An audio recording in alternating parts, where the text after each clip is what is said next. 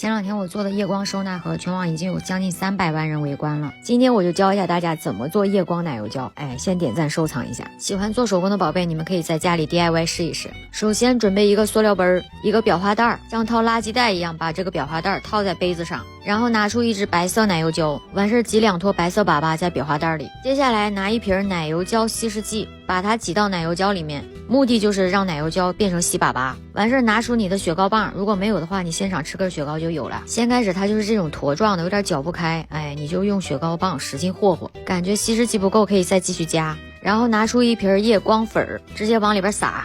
搅拌的时候记得把嘴巴闭上，不然那个粉会飞你嘴里。完事拿一个硬板板把奶油胶来回推，让它在袋子里面更加均匀。最后把它关在小黑屋里看一下到底能不能夜光。 OK， 成功了。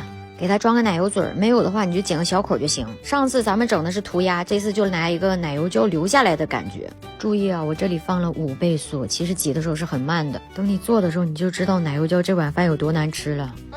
如果挤出来的奶油胶里面有泡的话，你可以拿滴管吸一下，没有滴管你就用棉签，反正都是一样的。 OK， 最后我们一起来检验一下这个成品到底成功了没。3、2、1